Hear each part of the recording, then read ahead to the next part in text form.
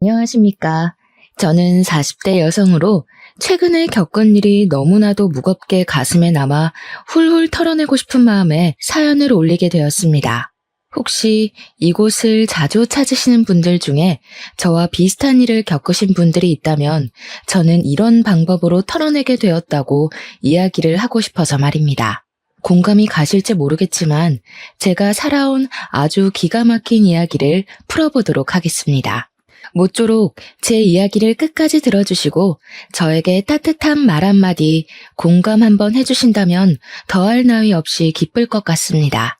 청취자 여러분들께서는 어릴 때 부모님과 헤어져 지내보신 적이 있으실지 모르겠습니다.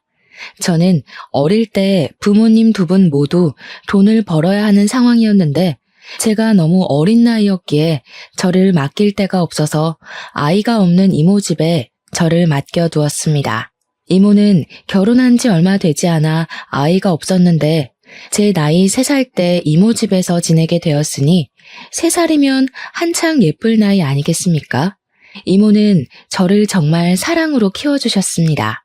이모는 정말 친자식처럼 저를 돌봐주셔서 저는 이모 집에서 생활하는데 불편함이 하나도 없이 지낼 수 있었습니다. 거기다가 부모님께서 월급을 받으면 이모에게 저를 키우는 값이라고 생활비를 보태주셨기 때문에 이모가 더욱 저에게 복덩이라며 잘해주셨었습니다. 부모님께서는 제가 8살이 되면 집에 혼자 두어도 괜찮을 것 같다고 하시며 8살이 되면 꼭 같이 살 수 있게 데리러 오겠다고 약속을 해주셨습니다. 그게 제 나이 6살 때 한 약속이니까 저는 2년만 더 기다리면 부모님과 함께 살 수 있을 것이란 희망을 가지고 기다리게 되었습니다. 아무리 이모가 저에게 잘해주신다고 해도 친부모만큼은 아니지 않겠습니까? 이모는 서운해하시면서 부모 밑에서 자라는 게 좋지 하시며 저를 이해해 주셨습니다. 우리 이모는 제가 무서운 꿈을 꾸지 않도록 자기 전에 꼭 책을 읽어주시고 저를 끌어안고 사랑한다고 이야기를 해주셨습니다. 그러던 이모는 제 나이 7살 때 기적처럼 임신을 하게 되었습니다. 이모는 선천적으로 자궁이 약해서 임신이 어렵다는 이야기를 들었었는데 기적처럼 생긴 아이라며 정말 기뻐했고 이모부 또한 그런 이모를 공주처럼 받들었습니다. 저는 드디어 친척 동생이 생기게 되어서 참으로 기뻤습니다. 동생이 정말 가지고 싶었었는데 부모님께서는 동생을 낳을 형편이 되지 않아서 안 된다고 하셨었거든요. 친구들이 동생 자랑을 할 때마다 그렇게 배 아팠는데 저에게도 동생이 생긴다고 하니까 뛸 듯이 기뻤습니다. 제가 8살이 되기 직전 이모는 사촌 동생을 출산했고 저는 우는 것밖에 할 줄 모르는 아기를 보면서 정말 신기하고 작고 예뻐서 어쩔 줄 몰랐습니다. 그런데 8살이 되면 저를 데리러 오겠다고 하신 부모님께서 1년만 더 기다려줄 수 없겠냐는 말을 하셨습니다. 잘은 모르겠지만 이모와 부모님께서도 은근히 소리를 높이며 싸우셨던 것 같습니다. 저는 8살이 되기만 손꼽아 기다렸는데 1년을 더 기다려야 한다고 하니 주눅이 잔뜩 들었습니다. 하지만 더욱 저를 힘들게 했던 것은 오로지 저를 위해 하루를 살아왔던 우리 이모가 그때부터 저는 군 식구 취급을 하기 시작하셨다는 것입니다. 저는 당연히 사촌 동생이 갓난아기였기 때문에 손이 많이 가고 사촌 동생을 위해 하루를 보내야 한다는 것 또한 이해를 하고 있었지만 그래도 서러웠습니다. 저도 고작 8살밖에 안 된 어린아이인데 당연히 질투가 나고 서운한 마음이 들지 않겠습니까? 너무나도 잘해주던 이모가 갑자기 저에게 차가운 말투를 쓰고 제가 방을 하나 차지하고 있는 것도 마음에 들어하지 않고 저를 귀찮아 하셨습니다. 저에게 이 방은 우리 아이가 써야 하는 방인데 하면서 계속해서 눈치를 주시니 저는 하루빨리 부모님의 품으로 돌아가고 싶다는 생각을 하게 되었습니다. 한 달에 한두 번 부모님께서 저를 보러 와주시긴 했지만 같이 사는 것과는 차원이 달랐으니까요. 제가 이모가 차가워졌다고 몇 번이나 이야기를 했지만 부모님께서는 미안해하시며 저에게 이해를 하라고 했습니다. 이모에게도 소중한 존재가 생긴 것이라고 하시면서요. 저는 꽂아놓은 보릿자루 같은 신세가 되었지만 꿋꿋하게 부모님과 함께 집으로 돌아갈 날만 기다리면서 버티고 참았습니다. 부모님께서 약속하신 1년이 지나가고 9살이 된 어느 날, 제가 폐렴에 걸려서 하루 종일 집에서 앓게 되었고, 이모는 사촌 동생에게 옮기기라도 할까봐 부모님께 연락을 드린 것 같습니다. 저를 병원에 입원을 시키려 했던 것 같아요. 사촌 동생에게 병을 옮기지 않았으면 좋겠다는 마음이셨겠죠. 부모님께서는 급하게 연락을 받고 저를 데리러 오겠다고 이모 집으로 오시다가 그만 사고가 나게 되었고, 저는 끙끙 앓던 도중에 이모 손에 이끌려 장례식장을 가게 되었습니다. 졸지에 한날 한시에 부모님을 잃게 된 저는 고열로 장례식장에서 쓰러지게 되었고, 일주일간 입원을 한 뒤에 다시 이모 집으로 돌아오게 되었습니다. 어린 나이에 이게 무슨 일인가 이해도 하기 전에 이모는 저를 짐덩어리 취급을 하기 시작하셨습니다. 그때마다 이모부는 이 어린아이가 뭘 알겠냐고 그렇게 상처를 주지 말라며 제 편을 들어주셨지만, 이모는 그런 이모부에게 매번 소리를 질렀습니다. 나라고 좋아서 애를 맡게 된 줄 알아? 언니가 죽어서 짐덩어리가 생긴 것도 화가 나 죽겠는데 남편이 되어서 내 편을 한 번도 안 들어줘? 당신은 우리 자식보다 얘가 더 좋은 거지. 어떻게 그럴 수가 있어? 동정심이 아무리 넘쳐도 그렇지 애 키우는데 드는 돈이 한두 푼이야? 그럴 때마다 이모부는 제가 상처를 받을까봐 저를 방에 들여보내셨고, 꼭 싸움 끝에 저를 찾아와서 너무 마음 쓰지 말라고 지금은 실컷 뛰어놀아야 할 때라고 하셨습니다. 사촌 동생이 태어났으니 당연히 이모부도 자기 자식에게 마음이 더 쓰일 텐데도 불구하고 이모부는 항상 저와 사촌 동생을 공평하게 대해주시려고 하셨습니다. 선물을 사와도 제 것까지 항상 챙겨주셨고, 새 옷을 살 때에도 어떻게든 제 옷 한 벌을 사주시려고 이모의 눈치를 보셨습니다. 자연스럽게 저도 이모와 이모부를 비교하게 되었고, 이모부에게 더 의지를 하게 되었습니다. 이모는 이모부에게 늘 잔소리를 끊임없이 하셨습니다. 우리 애 입히고 먹이고 할 돈도 모자라는 와중에 뭐 예쁘다고 군 식구한테 돈을 써? 지금이라도 고아원에 보내는 거 늦지 않았다니까? 어떻게 자기 조카를 고아원에 보낼 수가 있어? 그리고 애 걷어둔다고 보험금은 다 수령해놓고 사람이 그렇게 못되게 굴면 천벌받아. 여태 우리가 먹여주고 입혀준 것만 해도 그 보험금 다 썼겠다. 푼돈이야 그거. 저는 그 대화를 엿들은 이후에 정말 죽은 듯이 조용히 살았고, 최대한 이모의 심경을 거스르지 않도록 행동했습니다. 제가 아무리 안 입고 안 쓴다고 해도 저에게 들어가는 최소한의 비용이라는 게 있으니까 눈치를 많이 보게 되었죠. 밥 먹을 때도 사촌 동생과 저의 반찬 차별을 당연하게 생각하게 되었고, 소풍 갈 때도 도시락 한 번을 싸주지 않아서 늘 1,000원짜리 김밥을 포장해 갔습니다. 그 당시에는 급식비나 우유값도 전부 부모님 주머니에서 나왔는데 이모에게 그 돈 달라는 소리를 쉽게 꺼내본 적이 없었습니다. 제가 하도 급식비를 밀리다 보니 담임 선생님께서 한 번은 이모에게 직접 전화를 걸었고, 이모는 그게 또 자존심 상한다며 저를 혼내시곤 했습니다. 그렇게 군 식구로 살게 된 지도 꽤 흐르고, 제가 16살이 되었을 때 우연히 저는 길거리 캐스팅이라는 것을 받게 되었습니다. 저는 연예인이 될 수 있는 건가 잠시 부푼 꿈을 가지게 되었는데, 명함을 받은 주소로 찾아가니 저에게 장황한 설명을 늘어놓으면서 트레이닝비를 내라고 하더라고요. 그러니까 연예인이 되려면 기본적으로 춤, 노래, 연기를 할 줄 알아야 하는데 아무것도 할 줄 모르니 배워야 한다면서 돈을 내놓으라고 하는 겁니다. 그 비용이 엄청나게 비싸서 저는 하고 싶은 마음이 간절했지만 돈이 없어서 할 수 없을 것 같다고 정중하게 거절을 하고 나왔습니다. 제가 며칠을 우울해하면서 의기소침해하고 있자 이모부께서 무슨 일이 있는 거냐고 물어보셨고, 저는 솔직하게 제가 받은 제안에 대해 이야기를 했습니다. 제 이야기를 들으시고는 이모는 그런 거 다 사기라고 하시면서 주제 파악을 하라고, 누가 너한테 연예인 하라고 하겠냐고 하시더라고요. 하지만 이모부는 하고 싶으면 트레이닝비를 주겠다고 저에게 진짜 하고 싶은 게 맞냐고 물어보셨습니다. 이모는 우리 애가 지금 초등학생이 된 마당에 그렇게 큰 돈을 쓰면 어떻게 하냐고 난리가 나셨죠. 저도 염치가 없어서 이모부에게 그렇게까지 하고 싶은 일은 아니라고 했는데 기획사라는 곳에서 계속해서 저에게 연락을 해왔습니다. 이런 신선한 마스크는 찾기 힘들다. 돈이 부담되면 보호자를 직접 만나서 설명하겠다. 연예인이 딱 어울리는 직업이다 하시면서요. 트레이닝비를 깎아주겠다고 300만 원만 내라고.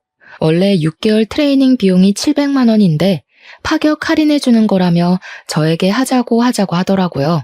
저는 아르바이트를 해서 그 돈을 마련해야겠다 하고 생각했는데 이모부께서 미래를 위해 투자하는 거라며 300만 원을 주셨습니다. 너무나도 신이 나서 바로 그 회사에 돈을 주었고 트레이닝을 받게 되었는데 한 달 만에 사기를 당했다는 것을 알게 되었습니다. 그곳은 연예기획사가 아닌 일종의 학원 같은 곳이었고 순진한 학생들을 꼬셔서 연예인을 시켜준다고 한 뒤 그냥 대충 연기 수업만 받게 하는 그런 곳이었던 거죠. 당연히 저는 이모에게 눈물 콧물 쏙 빠질 만큼 혼이 났고 이모부는 저를 토닥이면서 그런 게 전부 경험이 되는 거라고 위로를 해주셨습니다. 하지만 저는 그날 이후로 이모에게 대역죄인이 되었고 눈치를 보면서 사는 게 너무 힘들어서 집을 나가야겠다는 결심을 하게 되었습니다. 제가 17살이 되고 고등학교에 입학을 할 나이가 되자 저는 기숙사가 딸린 특성화 고등학교에 지원을 했고 합격을 하게 되었습니다. 말이 좋아 특성화 고등학교지 고등학교 졸업 후에 취직을 할 수 있는 상고 같은 곳이었습니다. 저는 집을 나오고 싶다는 마음이 너무나도 간절했고 대학을 갈 마음 또한 없었기에 졸업 후 바로 취업을 할 수 있는 그 학교가 제 동아줄처럼 느껴졌습니다. 이모부는 저에게 아직 나이가 어리기 때문에 기숙사에 들어가는 게 위험해 보인다고 반대를 하셨지만 이모의 눈치를 보는 것보단 훨씬 좋을 것 같다고 생각했습니다. 거기다가 이모가 드디어 저를 치울 수 있다고 생각을 한 건지 결정을 참 잘했다며 고등학교 등록금은 내주시겠다고 선심을 쓰셨거든요. 저는 결국 이모부의 반대에도 짐을 싸서 대전에 있는 기숙사 고등학교로 내려오게 되었습니다. 그리고 일부러 이모와 연락을 하지 않으려고 학교 생활에 엄청나게 집중하면서 지냈습니다. 이모부는 제가 걱정이 되었는지 간간히 연락이 오긴 했지만 기숙학교에는 저처럼 낙동강 오리알이 된 친구들이 많아서 그런지 친구들과 노는 재미에 이모부 연락을 자주 받지 않았습니다. 그렇게 3년이라는 시간을 대전에서 보내게 되면서 이모의 가족과는 서서히 연락이 끊기게 되었고 저는 학교에서 좋은 성적을 유지한 결과 졸업 후에 바로 취업을 할 수 있게 되었습니다. 대학을 가지 않고 바로 일을 시작한 덕분인지 시간이 흐르고 흘러서 제가 27살이 되었을 때 저는 꽤 경력이 있는 사무실 직원이 되어 있었습니다. 하지만 8년차 직장인이라고 치기에 제 월급이 터무니없이 적게만 느껴졌습니다. 그 당시에 제가 받았던 월급이 220만 원 정도밖에 되지 않았는데 경력에 비해 너무 적다는 생각이 들어 저는 고민 끝에 이직을 결심하게 되었습니다. 제가 격리 업무를 보고 있었는데 한 곳에서 8년이라는 직장 생활을 했다는 것이 꽤 이득으로 작용이 되어 새 직장을 잘 골라서 갈 수 있었습니다. 세무사 사무실로 이직을 하게 되면서 세무 보조를 하는 일을 도맡아 하게 되었습니다. 그래도 숫자와는 꽤 친하게 지냈었기에 한두 달 지나니 일에 완벽하게 적응이 되더라고요. 그러던 도중 직장에서 제가 서류 정리를 하고 필요한 자료들을 스크랩하는 과정에서 가위에 손을 크게 다치게 되었습니다. 날이 날카롭다고 조심을 해야 한다고 이야기를 들었음에도 불구하고 정신이 없다 보니까 그냥 막 다뤘던 거죠. 제 부주의로 일어난 큰 사고였습니다. 살면서 그렇게 크게 다쳐본 적이 없었기에 저는 너무나도 당황했고 빨리 응급실에 가라는 소리에 맨몸으로 뛰어서 사무실 근처에 있는 큰 병원으로 가게 되었습니다. 다행히 뛰어서 갈 수 있을 만큼 가까운 거리였고 낮 시간대라 그런지 응급실에 환자도 별로 없어서 저는 바로 찢어진 부분을 봉합하는 수술을 받을 수 있었습니다. 그런데 제가 너무 놀라서 정신이 없는 상태로 응급실을 달려갔다 보니까 지갑을 까먹고 들고 오지 않은 것이었습니다. 상처를 꿰매고 항생제 링거를 한 통 다 맞고 가라고 하셔서 서너 시간 정도는 응급실에서 보냈는데 시간을 보니 직원들이 다들 퇴근을 했을 시간이더라고요. 지갑을 가지고 와달라고 부탁을 할 사람도 없고 응급실에 사정을 이야기하고 내일 갚겠다고 해도 되나 고민을 하고 있었습니다. 그런데 우리 회사 세무사님 중 한 분이 미진 씨 하면서 제 이름을 부르면서 병원비를 대신 결제해 주시는 게 아니겠습니까? 여긴 어떻게 오셨어요? 계산은 제가 해도 되는데 제가 지갑을 사무실에 두고 와서 제가 내일 꼭 갚을게요. 아닙니다, 미진 씨. 제가 병원비 결제해드리려고 기다리고 있었어요. 이 정도는 제가 하게 해주세요. 저는 상당히 그런 친절이 부담스럽게 느껴졌습니다. 왜냐하면 그분은 저보다 9살이나 많으신 분이었고 평소에도 힐끔힐끔 저를 훔쳐보고 있었던 사람이었거든요. 제가 의도적으로 대화를 피하고 지내던 사람이었는데 불쑥 응급실에 나타나서 병원비를 결제하실 거라고는 생각도 못하고 있었습니다. 입씨름을 하고 싶진 않았지만 여지를 주면 안 되겠다는 생각에 과장님께 제가 꼭 갚겠다고 내일 바로 보내드릴 테니 계좌번호를 달라고 했습니다. 그러니 땀을 막 닦으시면서 그러지 말고 자기한테 밥 한 끼 사는 게 어떠냐고 하시는 겁니다. 데이트를 신청하는 것 같은 기분이라 팔뚝에 살짝 소름이 돋더라고요. 그래서 싫다고 거절을 하고 돈으로 드리겠다고 다시 한번 이야기를 했습니다. 무슨 창과 방패도 아니고 제가 계속 돈으로 드리겠다 하면 과장님은 저에게 밥으로 사주면 좋겠는데 하시더라고요. 응급실 앞에서 피곤해 죽겠는데 이런 대화를 왜 하고 있어야 하는지 머리가 지끈거리더라고요. 또래도 아니고 저보다 9살이나 많으신 분이 제가 하는 말이 거절이라는 걸 알고 있을 텐데도 박박 우기니까 진짜 피곤하고 힘들더라고요. 저는 계좌번호 보내달라고 말을 하고 응급실 앞에 서 있는 택시에 올라타서 그냥 출발해버렸습니다. 택시를 쫓아오는 듯 보였던 과장님은 제가 뒤도 돌아보지 않고 가니까 그냥 멍하니 서 계시더라고요. 그때부터 저는 사무실에서 그 과장님을 마주쳐도 은근히 피하고 대화를 차단하면서 지냈는데 계속해서 저에게 문자 메시지를 보내셨습니다. 밥 한 끼 같이 먹자. 오래 지켜봐왔다. 자기랑 같이 홀어머니 모시고 살 며느리 구한다. 어디 가서 자기 같은 남자 만나기 어렵다. 문자만 올 때는 그냥 무시를 하면 됐는데 제가 하도 무시를 하니까 이제 회사에서까지 말을 거는 게 아니겠습니까? 업무적으로 부딪힐 일이 전혀 없음에도 일부러 저에게 복사 좀 해달라, 프린트 좀 해달라 하면서 일을 시키는 겁니다. 오죽하면 회사 사람들이 전부 그 과장님의 마음을 눈치채고 우리 노총각 드디어 장가가냐고 은근히 저랑 붙여놓으려고 하더라고요. 정말 마음 같아서는 일을 때려치우고 싶었지만 여기만한 사무실 찾기가 힘든다는 걸 잘 알고 있어서 버티고 또 버텼습니다. 회사에서 만나다 보니까 제가 딱 잘라서 거절을 해도 얼굴을 계속 봐야 하지 않겠습니까? 욕도 못하고 부담스럽다고 애둘러서 거절을 했습니다. 그러니까 저에게 한번 만나보자고 만나다 보면 부담스럽지 않을 수도 있지 않냐고 하면서 자기가 체력 하나는 좋아서 밤에도 잘한다고 허튼 소리를 하더라고요. 순간 제가 무슨 이야기를 들은 건가 싶어서 경악을 금치 못했습니다. 저는 바로 대표님을 찾아가서 그 과장님 때문에 일을 못하겠다고 저한테 밤일을 잘한다는 미친 소리까지 했다면서 어떻게 좀 해달라고 부탁을 드렸습니다. 그러니 대표님께서 노총각이 외로우면 그럴 수도 있지 하고 별다른 제스처를 취해주지 않았습니다. 사직서를 내자니 당장 취업할 곳도 없고 저는 절벽에 내몰린 기분이 들었습니다. 그렇게 피말라가며 하루하루를 버티는데 어느 날 과장님이 회사 끝나고 저를 건물 앞에서 기다리고 있는 것 같더라고요. 계속 사무실 불 꺼지는 걸 확인하며 아래에 떡하니 서 있는데 의심이 들어서 뒷문으로 조용히 빠져나와 집으로 왔습니다. 근데 정말 정신 나간 놈이 야밤에 집에 찾아온 게 아니겠습니까?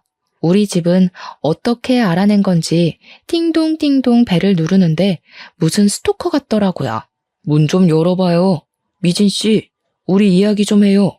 나를 여기까지 찾아오게 만들다니. 미진 씨도 여지 준 거 맞잖아요. 집에 잠깐만 들어갈게요. 이야기만 해요, 우리. 제가 정신 나간 것도 아니고 문을 열어주겠습니까? 바로 경찰에 신고를 했더니 세상이 흉흉해서 그런 건지 10분 만에 도착을 했더군요. 경찰이 과장님한테 이러지 마시고 집에 가시라고 하니까 뻔뻔하게도 이 집에 있는 게 자기 여자친구다. 싸워서 화 풀어주러 온 거다 하면서 거짓말을 하더라고요. 문 뒤에 숨어서 듣고 있다가 너무 어이가 없어서 걸쇠를 걸고 문을 연 다음 그 틈으로 스토커라고 애인 사이 아니라고 경찰에게 울면서 호소를 했습니다. 경찰도 난감한지 경찰서로 와서 조서를 좀 써줄 수 있냐고 하길래 저 스토커랑 분리만 시켜주면 언제든지 가겠다고 했죠. 결국 과장님은 경찰에게 끌려나갔고 저는 다음날 회사에 연차를 내고 경찰서에 가서 조서를 쓰고 왔는데 출근을 하니 소문이 다 났더라고요. 대표님까지 저한테 혀를 차면서 뭘 이런 걸로 예민하게 신고를 하고 그러냐고 오죽 좋으면 저러겠냐고 하는 게 아니겠습니까? 너무 화가 나서 앞뒤 생각도 하지 않고 일 그만두겠다고 하고 직장 내 괴롭힘으로 신고를 했는데 대표가 저 모양 저 꼴인데 뭐 진전이나 있었겠습니까? 저는 결국 고용노동부에 신고를 넣었습니다.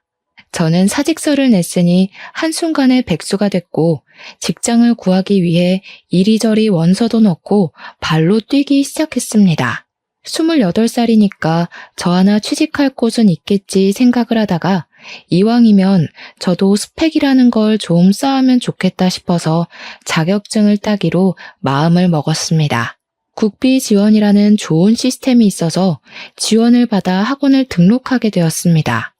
워드 프로세스라든지 엑셀, 한글과 컴퓨터 자격증을 따게 되었는데 강의를 들어야 했거든요. 거기에 강사로 온 사람이 32살인데 무척이나 외모가 훌륭했습니다.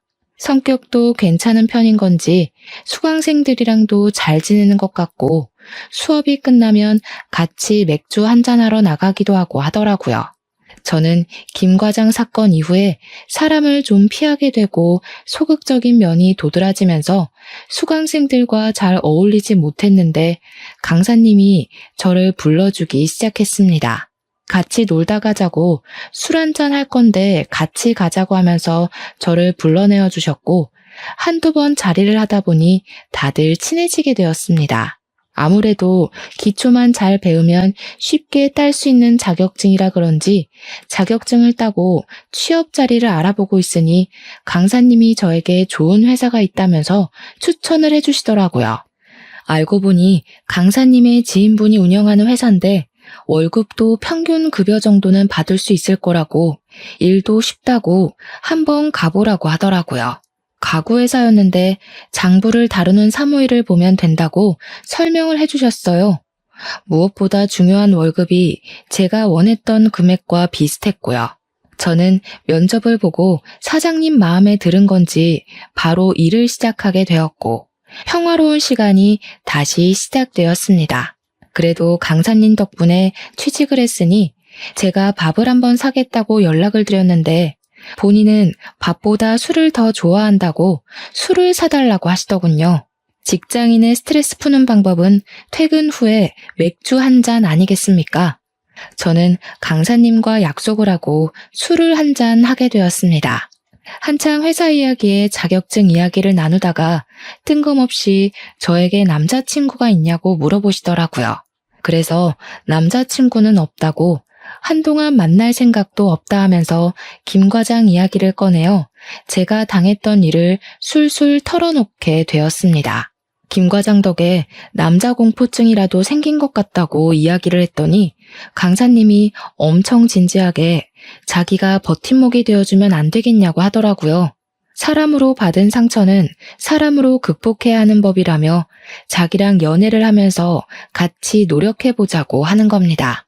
강사라서 그런 건지 말도 너무 잘하고 홀린 듯이 저는 고개를 끄덕이게 되었고 그날 이후로 저와 강사님은 연애라는 걸 하게 되었습니다. 저는 혼자 원룸에서 살고 있었는데 연애를 하다 보니까 정말 이상하게 헤어지는 게 너무너무 싫은 게 아니겠습니까? 남자친구에게 자꾸 우리 집에서 하루 자고 가 하다 보니까 자연스럽게 남자친구의 짐이 저희 집에 쌓이게 되고 반동거를 하게 되었습니다. 서로 같이 있는 시간이 늘어나고 버릇이나 취향 같은 걸 알게 되면서 더 깊은 사랑이 싹트게 되었습니다. 저는 남자친구에게 사실 우리 부모님이 돌아가신 이후에 이모네 집에서 자라게 되었는데 지금은 연락을 하지도 않고 연락처도 바뀌어서 모른다고 털어놓았습니다. 그런데 남자친구도 저랑 비슷한 상황 속에서 자라왔다는 것을 고백하는 게 아니겠습니까? 부모님이랑 인연을 끊고 지내게 되었다면서 혼자 살아온 지 시간이 꽤 흘렀다고 그래서 저 같은 여자를 만나서 안식처를 얻고 싶었다고 이야기를 하더라고요. 그 말을 듣는데 마음이 뭔가 뭉클하고 아, 이 사람이 내 인생의 반쪽이구나 하는 걸 느끼게 되었습니다. 그때 조금 더 제 인생에 대한 고민을 했어야 했는데 인생의 반쪽이라 느끼자마자 저희 둘은 혼인신고부터 하고 같이 살림을 차리기로 결정을 했습니다. 어차피 혼주석을 채울 사람도 없고 상견례도 필요가 없으니까 남자친구와 저와 둘이 같이 잘 살아보자 하는 마음으로 말입니다. 가락지 하나씩 나눠 끼고 결혼식도 없이 원룸에서 생활을 하게 되었는데 처음에는 헤어지지 않아도 되는 것이 참 좋았습니다. 그런데 금방 현실의 벽에 부딪히게 되었습니다. 원룸에서 둘이 살다 보니 서로의 사생활이 전혀 지켜지지 않았던 것입니다. 가끔은 혼자 있을 시간도 필요한데 말이죠. 그래서 제가 남편에게 물어보았습니다. 당신이 혼자 살던 집은 어떻게 했어? 나 만나기 전에 살던 집 말이야. 그 집 정리한 돈이랑 이 원룸 보증금 합쳐서 투룸으로 이사를 갈까? 나 원래 집 없어서 고시원에서 살고 있었는데 원룸도 넓고 나쁘지 않은데 왜? 당신 강사일 오래 하지 않았어? 왜 집도 없이 고시원에서 살았어? 젊었을 때 돈 모으는 것만큼 바보 같은 짓도 없다던데. 당연히 놀고 즐기느라 돈 못 모았지. 알고 보니 그동안 사람들 만나서 돈을 펑펑 쓰느라 모아둔 돈이 하나도 없었던 것이었습니다. 동거할 때까지만 해도 제 위주로 생활을 하던 남편은 혼인신고를 하고 같이 살기 시작한 이후부터 완전 제멋대로 행동하기 시작했습니다. 원래 강사 일을 할 때에도 그렇게 술 먹고 노는 걸 좋아하지 않았겠습니까? 결혼을 하고 나니 또 똑같이 술을 처먹느라 집에 늦게 들어오기 시작한 겁니다. 거기다가 무슨 연락이 그렇게 쏟아지는 건지 휴대폰이 쉴 틈이 없이 울려대더라고요. 처음에는 자중해라, 누구한테 이 시간에 연락이 오냐 하다가 점점 둘이 싸우는 시간이 늘어나게 되었고 결국 남편이랑 치고받고 싸우는 날이 늘어나기 시작했습니다. 소리를 지르며 싸우다가 서로에게 상처를 주고 결국 제가 남편의 자존심을 건드린 건지 뭔지 남편이 저에게 손찌검을 하더라고요. 술을 먹고 늦게 들어온 날 하필이면 카드값 고지서가 집으로 날라왔고 카드값이 250만 원이나 찍혀있는 것을 보고 제가 바가지를 긁었거든요. 한 달에 버는 수입이 고작 250만 원 조금 넘는 주제에 카드값이 250만 원이 나오면 우린 언제 원룸 벗어나고 언제 애를 낳아 키워? 이거 다 술값이라는 거잖아. 술값. 정신 안 차려 정말? 그러면서 남편을 막 흔들어댔더니 술 먹고 왔는데 토할 것 같다면서 저를 팍 밀치더니 씩씩거리면서 자빠진 저를 발로 차는 게 아니겠습니까? 제가 어이가 없어서 남편을 멍한 눈으로 쳐다보니까 지도 실수했다고 생각을 한 건지 술 깨고 이야기를 하자면서 누워버리더라고요. 제가 주저앉아서 한참을 가만히 있다가 문득 제 처지가 너무 서글퍼서 눈물이 줄줄 나오더라고요. 다음날 퉁퉁 부은 눈으로 술이 깬 남편에게 이야기를 하는데 기억이 나지 않는다면서 모르쇠로 일관을 하더라고요. 제가 남편에게 나 발로 차고 때린 거 기억 안 나냐고 하니까 자기가 언제 그랬냐면서 생사람 잡는다고 화들짝 놀라는데 연기를 어쩜 그렇게 잘하는지. 그래도 저는 남편을 한번 믿어주기로 결심을 했는데 원래 처음이 어렵지 두 번째는 쉽지 않겠습니까? 그 뒤로 술을 마시고 들어와서 수가 틀리면 저를 발로 차더라고요. 나중에는 뺨까지 치는데 이건 아니다 싶었습니다. 이혼을 해야 하나 진지하게 고민을 하던 와중에 가지가지하는 남편이 바람을 피운다는 사실까지 알게 됐습니다. 울리는 휴대폰이 짜증나서 끄려고 눌렀는데 오늘 좋았어, 내일 또 보자 하는 문자를 보게 된 것입니다. 문자 메시지를 뒤져보니 그 여자랑 호텔에 들락날락한 예약 내역까지 다 보게 되었습니다. 며칠을 고민하고 증거를 어떻게 모아야 하나 하는 와중에 모르는 번호로 연락을 받게 되었고 자기가 제 남편의 여자친구라고 말을 하더라고요. 만나서 이야기를 하자고 해서 카페에 나갔는데 저를 보자마자 저에게 커피를 확 뿌리는 게 아니겠습니까? 나쁜 년, 네가 내 남자친구랑 바람난 년이지? 바람은 네가 난 거지. 난 그 인간이랑 결혼까지 했거든? 그러니까 저에게 가족관계 증명서를 떼서 보여달라고 하는 게 아니겠습니까? 같이 주민센터까지 가서 가족관계 증명서를 뗐는데 제 가족에 남편이 없더라고요.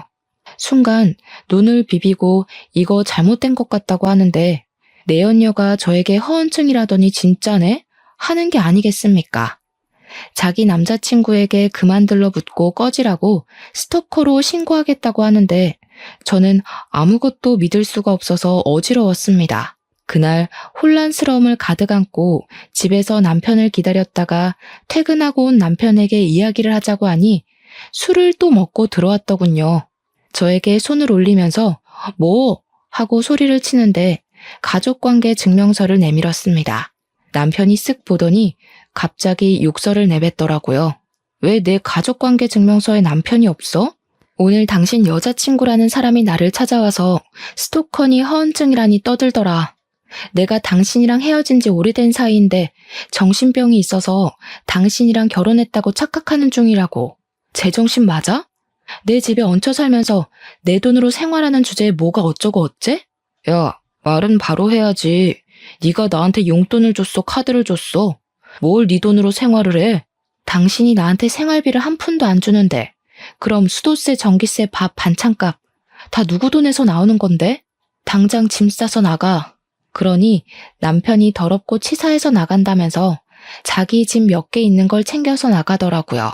저는 당연히 고시원으로 다시 돌아가나 보다 하고 생각했죠. 며칠이 지나도 연락 한 통 없고 집에도 들어오지 않길래 솔직히 치가 떨리는 인간이긴 했지만 저도 사랑했던 사람이고 정도 있으니까 걱정이 되더라고요. 저도 엄청 바보 같고 미련 덩어리라는 걸 알지만 학원 앞으로 남편을 보러 찾아가게 되었습니다. 수업 시간이 끝나고 학원 건물에서 나온 남편을 부르려고 하는데 옆에 그 여자친구라는 여자랑 팔짱을 끼고 나오더라고요. 그러면서 둘이 오늘 집에 가서 뭐 해 먹자 하는데 같이 살고 있는 듯 했습니다.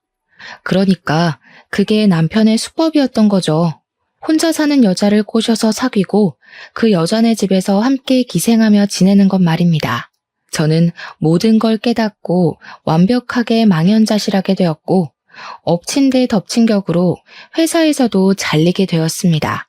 그 회사가 전 남편의 지인 회사였기 때문에 제 얼굴을 보면서 일을 하는 게 불편하다고 일방적으로 통보를 한 것입니다. 그렇게 며칠을 바보처럼 울면서 지내다가 저는 새롭게 결심을 하게 되었습니다. 이대로는 안 되겠으니 정년까지 보장이 되는 직업을 가져야겠다고 생각을 했고, 저는 나이 32에 요양보호사 자격증을 취득하게 되었습니다. 2달이라는 시간 동안 교육을 성실하게 이수를 했고, 국가고시 준비를 코피를 쏟으며 한 결과 4개월 만에 아주 빠르게 자격증을 따게 되었습니다. 정식으로 일을 하기 시작하면서 나라에서 지원을 받는 힘든 사람들을 위해 봉사하는 마음으로 일을 돕기 시작했습니다. 치매의 노인들이라거나 병상에 누워 움직이지 못하는 노인들을 위해서 일을 했는데 사실 여간 힘든 일이 아니었습니다. 집으로 돌아오면 하루 종일 너무나도 피곤하게 일을 했던지라 녹초가 되어 바로 잠이 들곤 했거든요. 하지만 나이가 어리다 보니까 다른 분들에 비해서 조금 더 많이, 조금 더 자주 일을 할 수 있었고 고된 만큼 보람도 느껴져서 잘 버틸 수 있었습니다.